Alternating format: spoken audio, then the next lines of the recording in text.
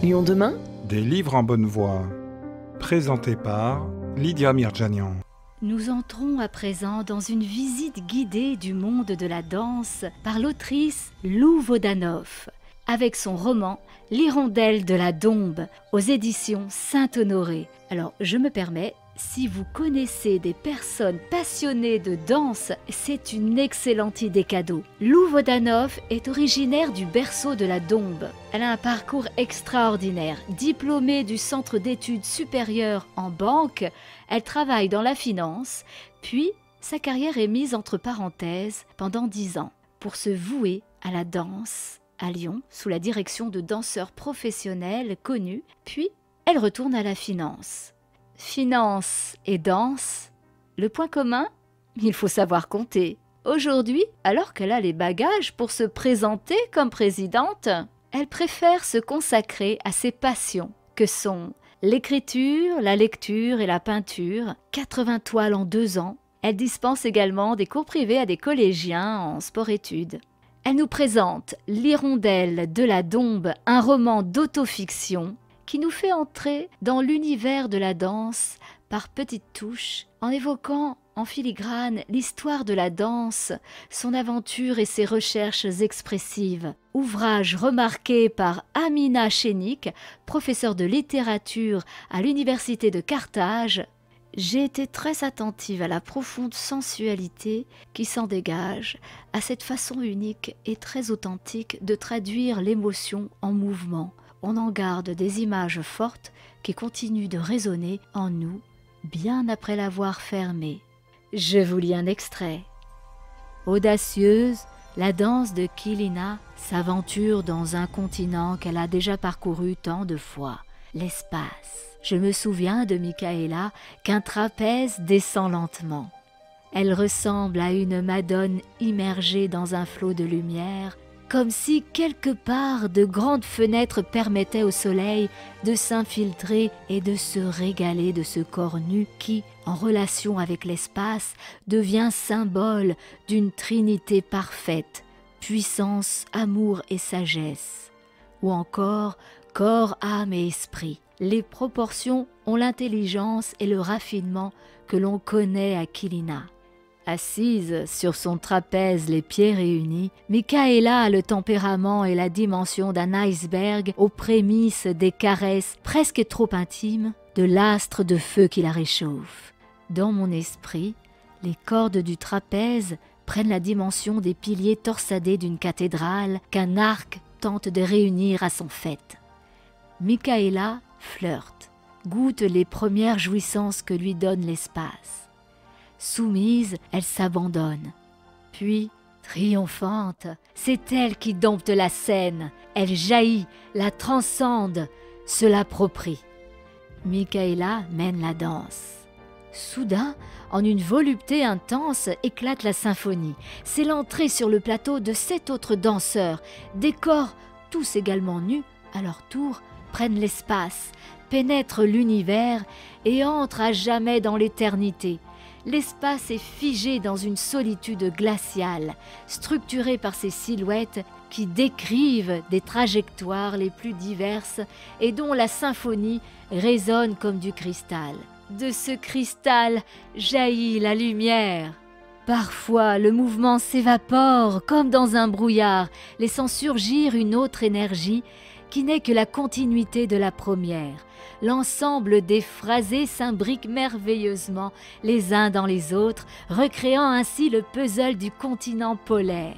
Symphonie solitude ou symphonie communication? Et puis, étonnante est la fin, où soudain, tous et toutes, nous entrons vêtus de costumes et de robes noires. Comme prohibés de tout mouvement par le port des vêtements, nos corps n'obéissent plus et semblent se figer. Prisonniers de leur tenue, les danseurs paraissent inféodés au sacrifice. Si vous le voulez bien, nous allons changer d'air avec une ère de pandémie, une graine de champion, de l'autrice Marie Vaudan, publiée aux éditions Saint-Honoré. Marie Vaudan a publié déjà 3 premiers romans sous son nom de plume Lou Wodanov. L'Hirondelle de la Dombe, L'enfant en héritage et passage par une vie. Elle poursuit sous son patronyme avec Antigone Nouvelle ou La femme sacrificielle. Ici, avec une ère de pandémie, une graine de champion, Marie Vaudan signe son premier essai. Comme vous l'avez compris, Marie Vaudan et Lou Wodanov sont la une et même personne. Elle nous présente ainsi son ouvrage « Une ère de pandémie, une graine de champion ». Je ne vous raconte pas de quoi ça parle. Non, pas la peine. Vous allez le reconnaître de vous-même. Écoutez et on en reparle après. Une ère de pandémie. Le premier de ces trois hommes a les yeux bleus, plutôt pâles, jeune, les lèvres trop minces. Il aime se lancer dans le 7e art, toujours prêt à se mettre en scène son image. Le second, 55 ans, le front largement dégarni, il porte des lunettes rondes. À l'ENA, on n'apprend pas à faire des discours, toujours maladroit, un homme de la terre, pas un grand communicant. Il s'applique à ne pas faire d'ombre au président. Il s'excuse de n'avoir pas téléchargé tout Stop Covid. C'est très intéressant quand vous allez dans le métro, quand vous croisez du monde. Malheureusement, l'exercice de mes fonctions fait que je ne prends plus le métro. Assumant de pousser les Français à l'utiliser, malgré son choix de ne pas le faire. Le troisième, toujours impatient, car il a oublié comment argumenter et convaincre. Les petits mots, le doute, ça tue. L'homme qui sort souvent de ses gonds. C'est ça la réalité, mesdames et messieurs les députés. Si vous voulez pas l'entendre, sortez d'ici. Juin 2021. Il n'y a plus de révolution, juste un président qui instaure le pass sanitaire, n'osant affirmer la vaccination pour tous. Il pose le pass sur la table, se retourne sans un mot et s'en lave les mains. Et pourtant, il va gagner son pari. Cet horizon d'attente, il fallait bien le rompre. La révolution ne vibre plus dans l'air, dans la voix, dans le livre, dans le verbe. L'école n'enseigne plus, ne chante plus la France, n'est plus la lanterne qui éclaire l'enfance. La scène qui se déroule depuis plus d'une année, était-ce du comique? Était-ce du tragique? Le comique a quelque chose d'absurde. Alors, quelle issue? Il y a eu tout ça, et puis malgré tout ça, alors je suis partie vivre hors du temps, là où la Covid n'est pas le personnage principal d'une pièce qui ne cesse de se rejouer. Rejeter l'idée de plonger dans une histoire dérangeante où la frontière entre folie et normalité devient fragile, trouble et conduit à l'incapacité de se reconnaître dans l'interprétation de nos actes, de nos récits délirants, pour finir par dire « ce n'est pas à nous de justifier nos pensées, mais comme dans une danse, c'est au spectateur de saisir ce qu'il y a à saisir ». Sa sensibilité le guide. La nuit monte dans mon esprit. Je cherche une lumière.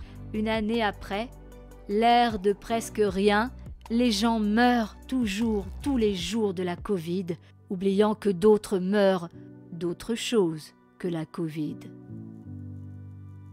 C'est aussi, en deuxième partie, Une graine de champion, l'histoire d'un enfant de 5 ans passionné de tennis. Il devient un ado que rien n'arrête. Il sent que sa destinée va s'accomplir. On peut noter le contraste intelligent entre la pandémie où tout s'arrête et la passion de cet ado que rien n'arrête.